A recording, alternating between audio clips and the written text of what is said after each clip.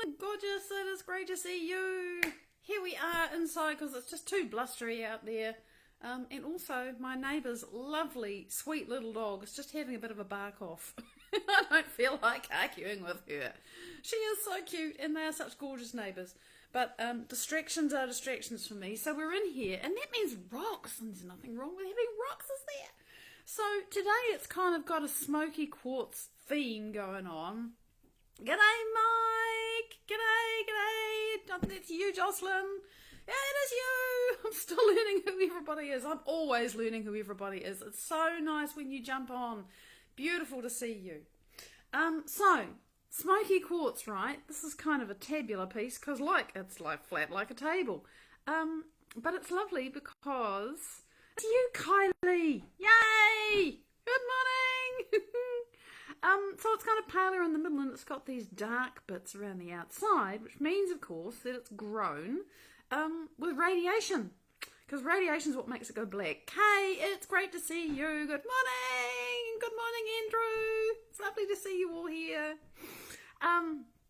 So yeah, it's, quartz is generally clear, but if it gets exposed to radiation, it goes black or some shade of black, and that's where the smokiness comes from. There's the bottom of it. So it's just lovely and sparkly, and look at all those beautiful, interesting, not perfect, not organised, not anything except exactly what they are, facets. I love that. It's just a really nice piece that I enjoy for exactly being what it is. And this is, there you go. It kind of makes me think of a skyscraper somehow. Good AM.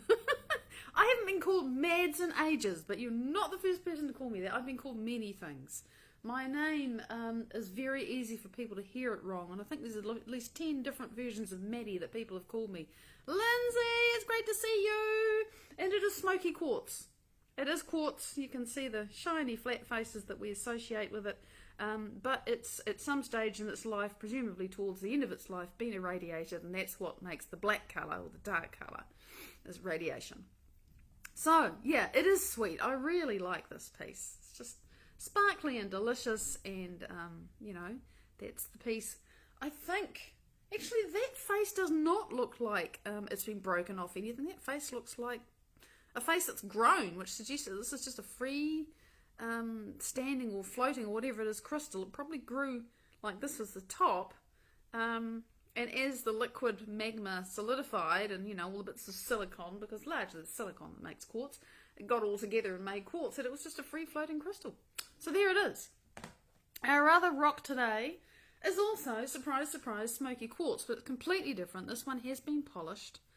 It would have been very rough and impossible to see all of this detail. This would have just been a very rough, not visible anything thing. And, oh yeah, what are they? I'm not going to go there. I'll write them, Kay, because I forget them all, but there's a lot. Oh, thank you, Lindsay. I so appreciate your support. It just helps people, have the opportunity to join in if they want to, and I appreciate that. So, and they all think it's crystal show until I start raving, which is kind of funny. So this clearly has grown in layers, which of course quartz does, but you don't often get to see them so clearly. I love this one. And you think, okay, so it must have grown in layers probably like this, because that's why there are layers. It's gravity, right? And also things collect together. That's the bottom, and then you start to see, oh, there's a kink in it. So that is the quartz shape, and it's all cloudy on this side. It's beautiful. I'm really fond of this. And then here there's this gorgeous, really clear part. There is a rainbow in here somewhere, but it's very hard to actually see it. Sandy, good morning. I think I can find it. Or maybe I'm just imagining that there's a rainbow in here. Maybe I just think there always should be and there isn't. I don't know.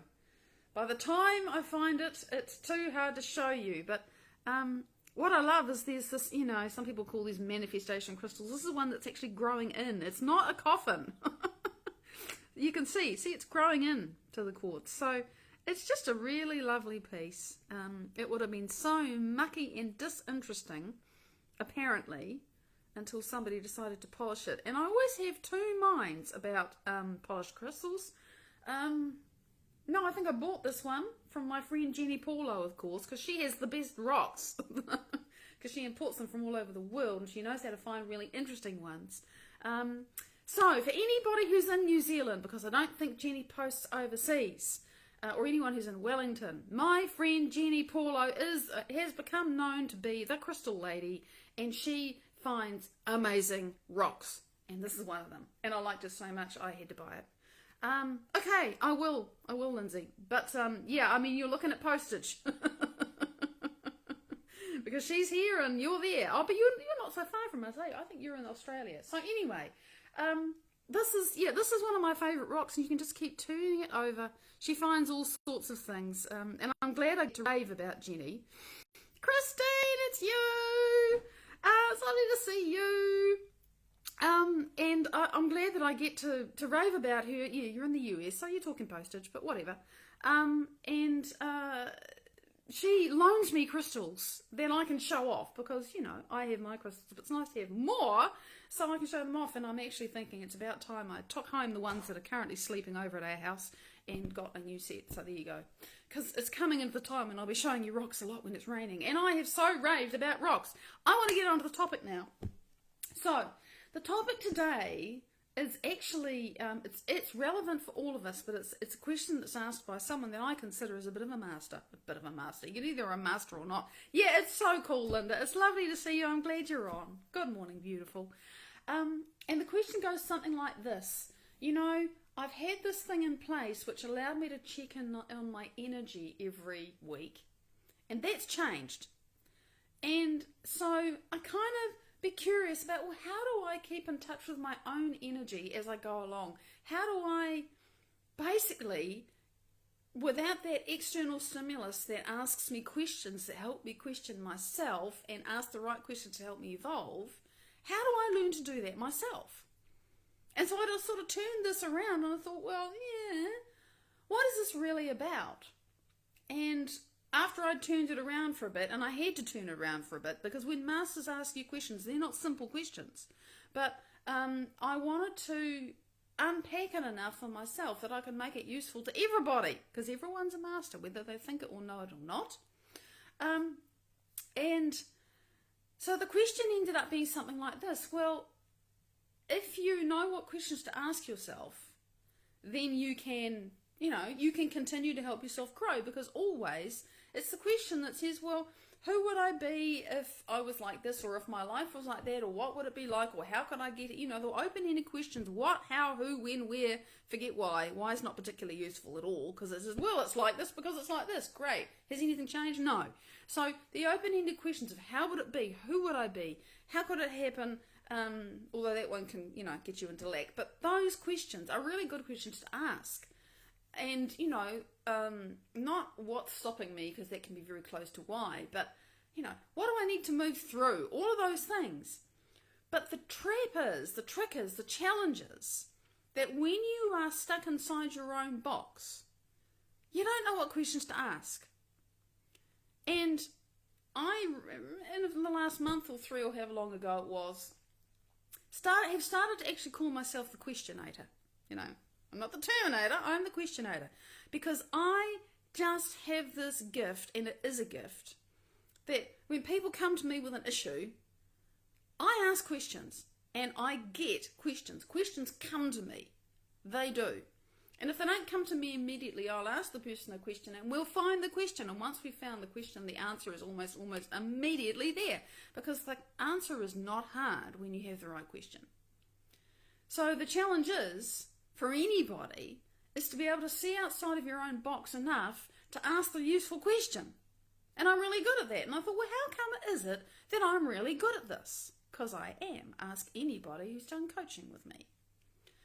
And I thought, well, the reason why I think I'm good at this is because I've gotten really connected and coherent in my heart. I'm connected to my intuition, definitely for other people, increasingly for me. Because it's always easier for other people because you're not all sort of locked up and stuff, right?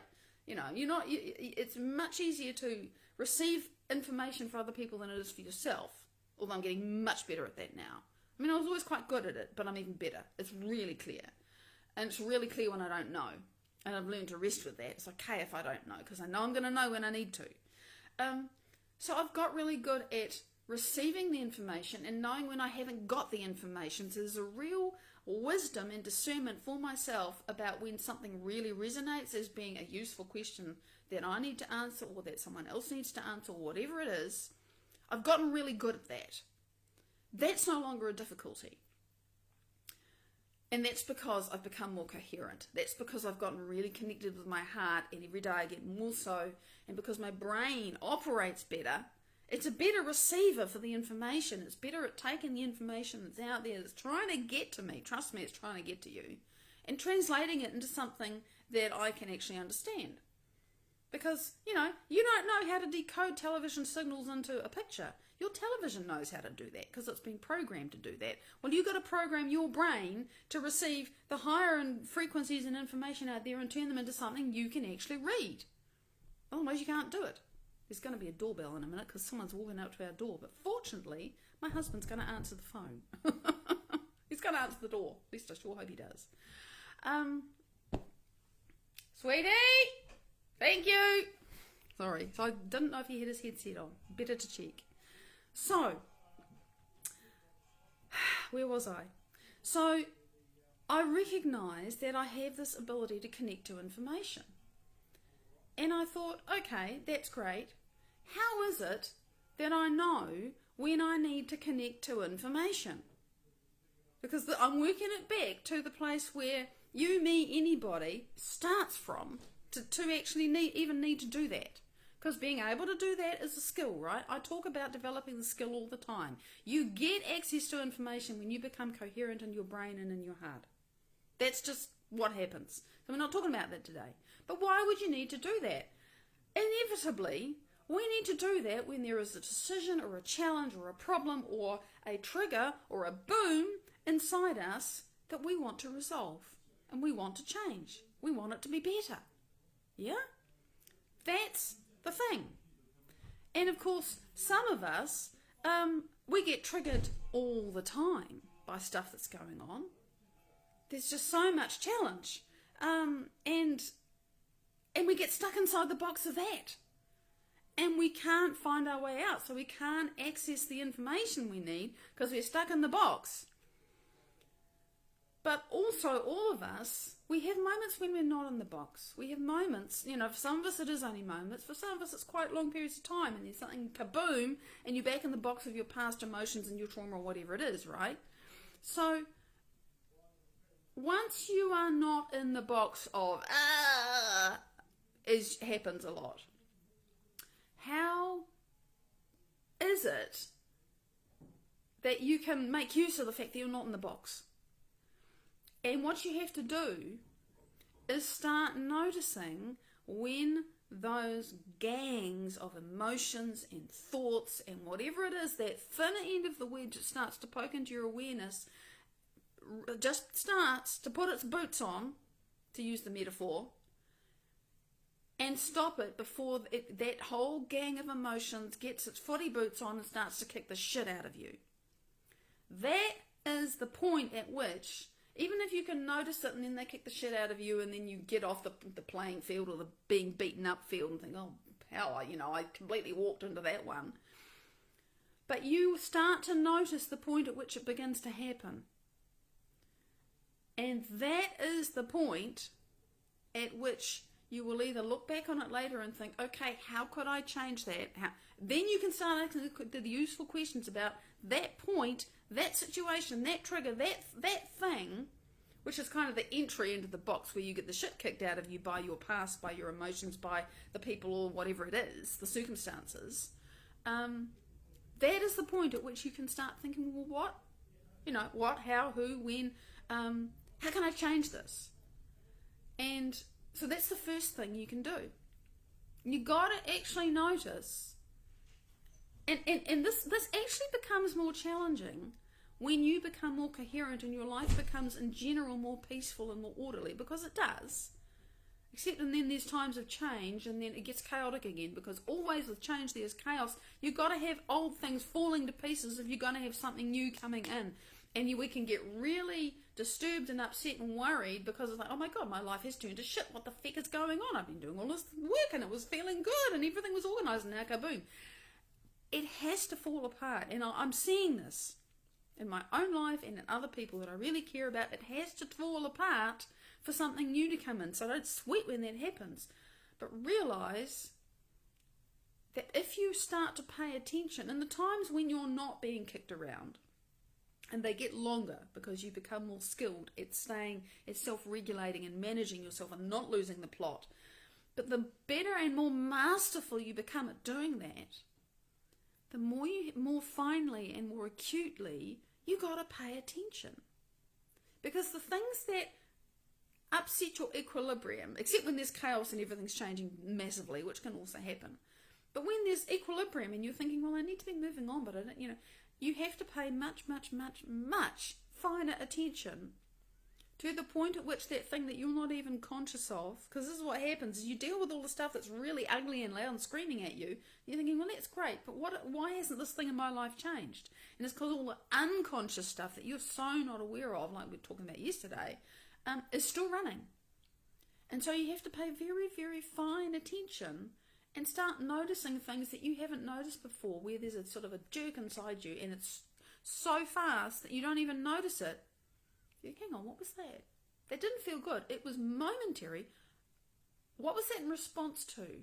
Or, what was I reacting to? And don't go big into analysis, but notice the thing, pay attention to it enough to start to tune into the emotion of it.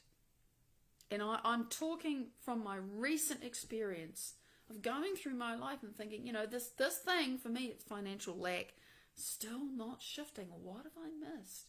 My life is peaceful, everything's in order, I'm not fighting with anybody, but, there's this kind of, it's stuck. There's a holding pattern. I can feel this holding pattern. Really aware of the holding pattern, but not aware of what's keeping me there.